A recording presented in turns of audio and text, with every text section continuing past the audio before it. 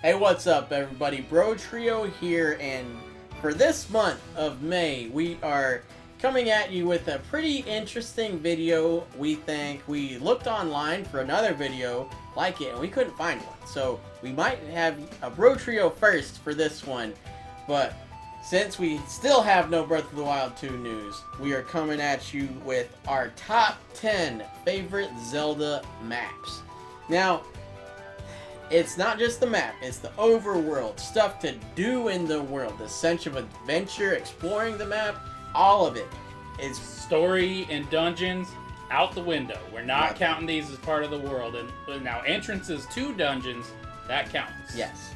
Same with shrines in Breath of the Wild. Entrances to shrines will count, but the actual shrine itself won't. So like the labyrinths do count, but the other like golf shrine or whatever it was, the motion controlled one, that does not count.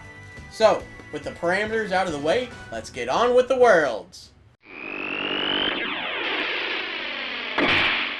We're starting off with probably the smallest map in a 3D Zelda game, bar none, I would say.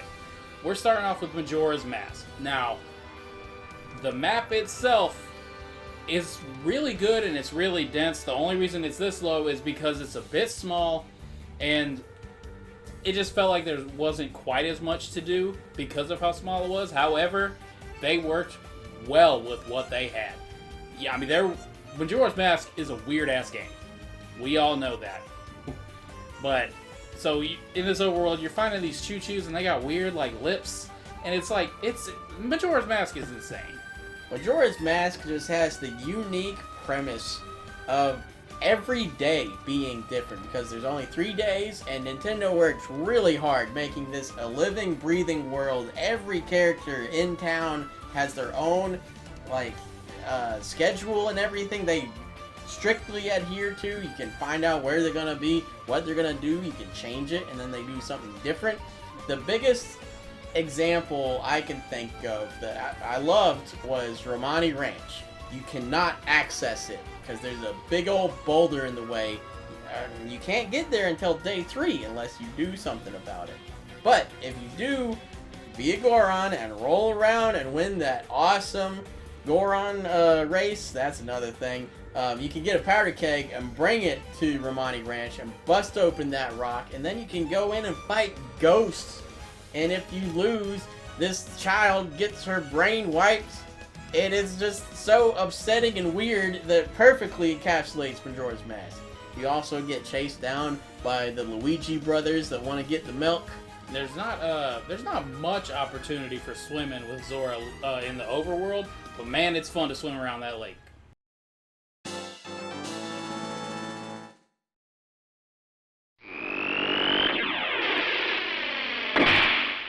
One of the smaller adventures in Zelda is also one of the biggest, depending on your perspective. Minishcap is such a fun map to go through because you have the kinstones that let you unlock certain things. You can find like mythical creatures, unlock a waterfall, plant a beanstalk. There's so many things that the kinstones let you do and things that you can do to affect the map. And technically, while you're shrunk, that is the biggest Zelda map. You can't explore all of it while you're shrunk, but it's there and it's true. There's just so much to do in that game because you can explore an area and then you're just like, oh, there's a little spot. And then you can re-explore that area in a whole new way. And it bends your mind just trying to think like, oh, I can go in this mouse hole and explore this other room of this house. Minishcap just delivers one of the most charming overworlds you can experience, and it's just straight up, Honey, I Shrunk the Link.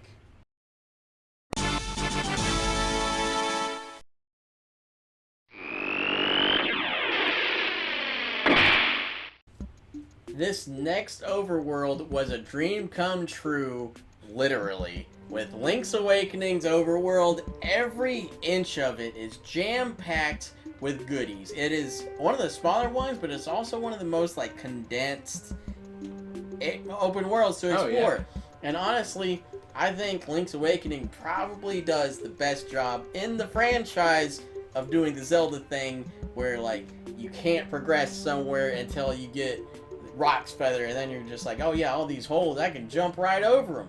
And then you can even combine Rock's Feather with the Pegasus boots and jump even farther. It has endless possibilities to do in the overworld because all the items matter. And you just spend so much time exploring it. Even the shovel is not required by any means, but you can dig up every bit of land you can put your shovel in. The trading sequence is it's the best that's ever been in that game. That game, it really is, invented it as far as I know. It really did, and it's the best. And no game has improved it. It hasn't. And Link's Awakening, well, it doesn't have too many like crazy rewards. The secret seashells are one of the better standing Zelda quests because like you find all of them and then you get this badass sword to boot at the end. And it is a well worth it reward for exploring every inch and pixel of Koholint Island.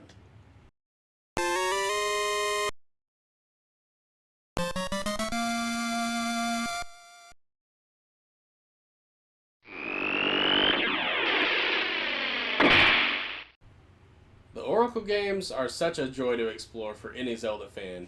We decided to lump them together because while they're different maps, they have the same elements spread throughout. Yeah, let's be honest, we just couldn't decide. Really couldn't. That's also the case. We didn't let it bump them up significantly because combining the two was kind of iffy, but we could not decide. They are so great. Both of them have a lot of stumps, too. You either have the time travel stumps or the season travel stumps. Yeah, and that's such a good twist for an overworld thing, too, because you're like, oh, well, I can't get through here. There's a wall here. You go to the past, it's not there anymore. Yeah, you go through. They both have kind of an underworld-ish mechanic, too, because you have the past in Oracle of Ages and Subrosia, which is much smaller than just the past version. Yeah, but I love Subrosia. I mean, just like going down, hanging out with the lava people. You go on a date. There are several entrances and exits within Subrosia too, and in the past. It's really cool. It's a cool way to get around the map. And on top of everything else, you have animal buddies to help you explore this map. And it's a crying shame that they have not returned in any form or fashion. Where's my boy Mooshat?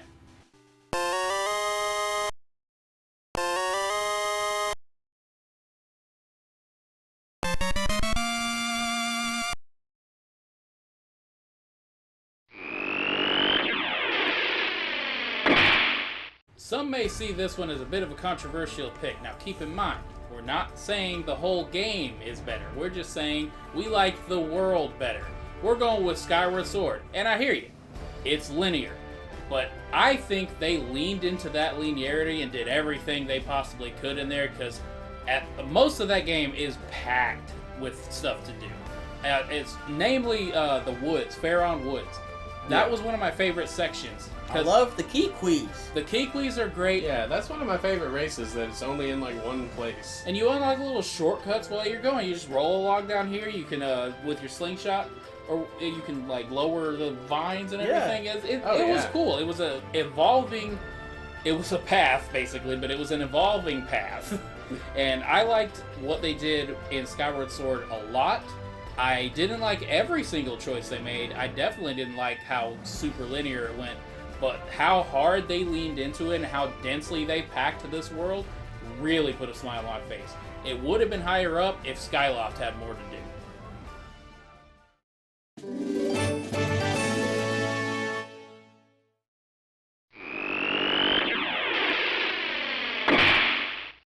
Scotty just talked about how Skyward Sword was a great path because it was an evolving path. Now what if you had an evolving field? And that is what Hyrule Field is like in Twilight Princess. Because every problem has a solution. Whether you can do it now or later, you find a solution to it. The main one is the Bridge of Eldin. Oh yeah, that was awesome. Taken away, and you're just like, what do I do? And then later on in the game, much later actually, you find, like, you get the ability to teleport, and then I think it's in the woods or something, you find a bridge in the woods. Find it. And just like, let me zap that with my hair hand and we'll teleport it. And then boom, you have a bridge now. You can also pay that old nasty ass Goron to build another bridge, like the actual stone bridge of Elden. The other one was the bridge of Elden. But there's that. You can get the Goron to bust up those rocks to clear the path. Yeah, that was fun. There's so much stuff to do in there. And the gold bugs. There's the bugs all over the place.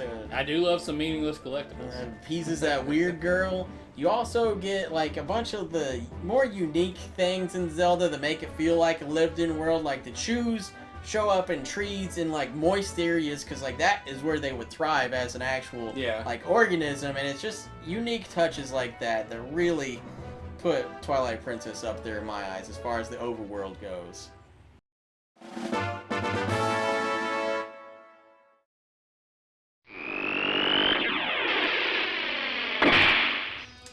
In 2006, Twilight Princess was the biggest world the Zelda franchise had ever seen. So when they were showing off Breath of the Wild, what'd they do? They took Twilight Princess's map and dropped it in Breath of the Wild to show you that it wasn't shit in comparison. Breath of the Wild, in my opinion, is the best overworld Zelda's ever done. Not in their opinion, which is why it's at number 4. Now we all vote. That's how we make the list. We all vote, and it's average points. Boom. Number 4, sinful. But there is one of my favorite things that any game can do. No game has done it like Breath of the Wild, and that is options. No matter what the problem, you can kind of solve it in any way you want. You don't like riding a horse because you don't have the teleport bridle yet?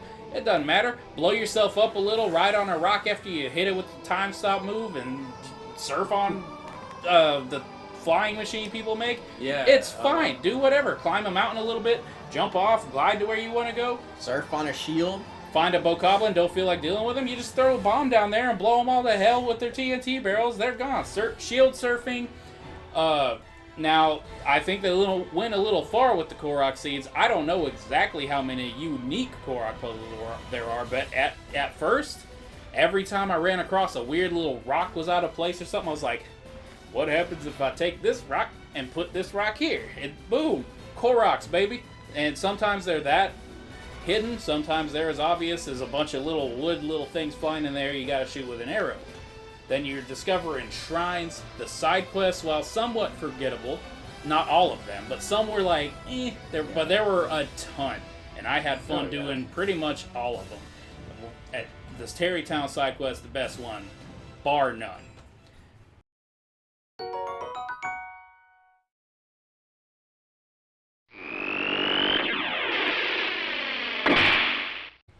The same concept as Link's Awakening, with the small yet dense world map. We are sailing along to the great sea of the Wind Waker, because not only is this one of the best maps to feel like you're on an actual adventure with, but every single square in the map has an island to do something on. And at least one item. At least 3 of the islands are throwaway plot islands. Like, you gotta give those weird, creepy statues the little pearls to get them to like make a triangle and make the God's Tower show up. But everything else has like a unique thing to do. Like, there's the fire mountain that you can finally get to and freeze, and then you explore it and you get some stuff. There's the ice mountain that you melt with the fire arrows. There's a bunch of crazy stuff. There is the Forsaken Fortress, which is one of the bigger like plot-based things. It's like a weird artificial continent almost. Yeah, it's crazy. It's huge. There's Great Fish Isle, which is just wrecked to hell from Ganondorf's reign. And there's multiple other big islands in the game, but there's also a bunch of tiny ones that are unique and cool to explore. Most of the time rewarding you either with a heart piece, a treasure chart, or some other reward like rupees or something, which is good because like you need a lot of rupees because Tingle's greedy as shit. You gotta buy those maps. But the main thing that makes this one set apart, to me at least, is the fact that you are literally charting the sea chart with help from the fishman. Like, you feed him some bait, and then he just paints it. He does everything. You just give him some lunch. Yeah, he does everything. You gotta go all the place, but charting it. Big octos, man. Yeah. Running across that the first time, that's horrifying. And you get to fight, I forget the actual frog's name, but Tornadus. You get to fight him. He's all Cyclonus crazy. or something like that. Something like maybe. that. But Wind Waker Cyclones. has something to do every which way you go, and it's an adventure, and it's so much fun exploring the Great Sea to me. Also, honorable mention to Phantom Hourglass and Spirit Tracks, because they had cool maps, like literally the map, you get to draw on them and stuff. And it's the same vein as Wind Waker, just not quite as good.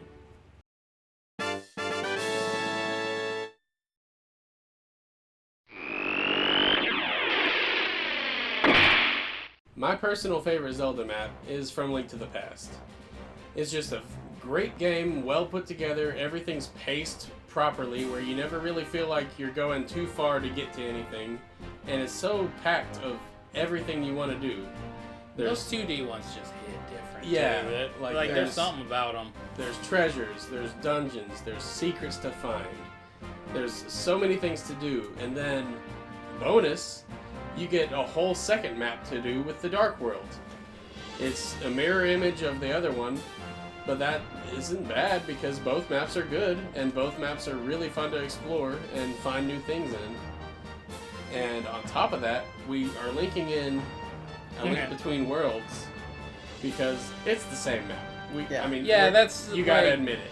There's slight differences, but overall, yeah. That's not really affecting its placement too much because No. A Link to the Past or A Link Between Worlds would have made it here on their own merit, but they're it's they're just- basically the same. It's just different methods of traveling between Yeah, you the just two turn it into a worlds. painting, you go and walk across, and now you go to go.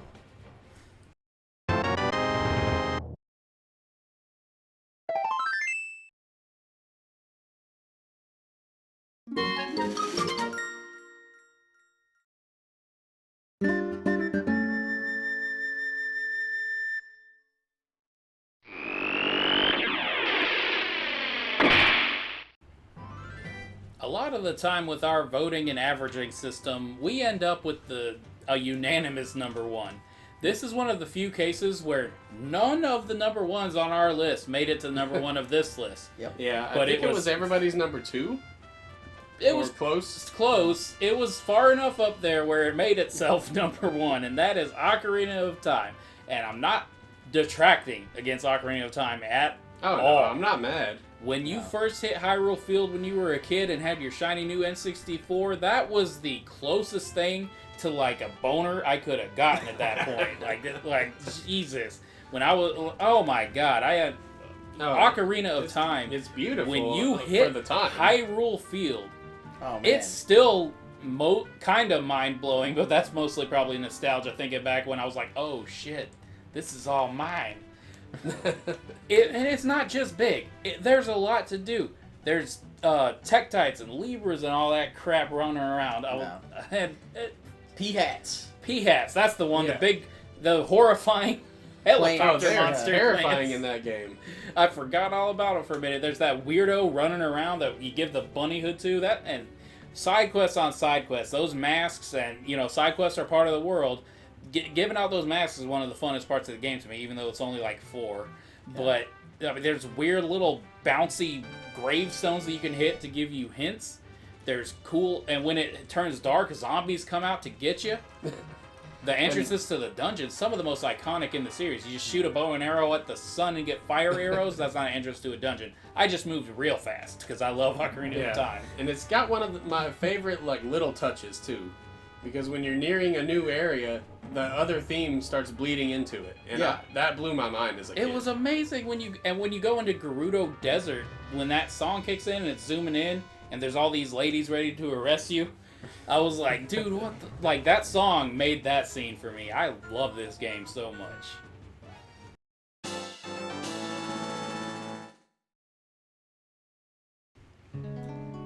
So that is why Ocarina of Time is our number one world to explore in the Zelda franchise. Like Scotty said, it was neither of our number ones, but I mean, are you upset? We're not upset. This is it earned this. Ocarina of Time. Look, if I'll go ahead Triforce and say Heroes it. was number one, I'd be upset. Yes. Yeah. But If you are upset, go play it again and come back. Yeah, exactly. Or better yet, just let us know what your favorite is in the comments. Because like I said, neither of this was our number ones, but it's our number one for Brotrio, so that's what it is. We love it. We love exploring worlds in Zelda. It's always fresh and unique and interesting. Even Skyward Sword, you can crap on it all you want, but you were happy when you were doing it.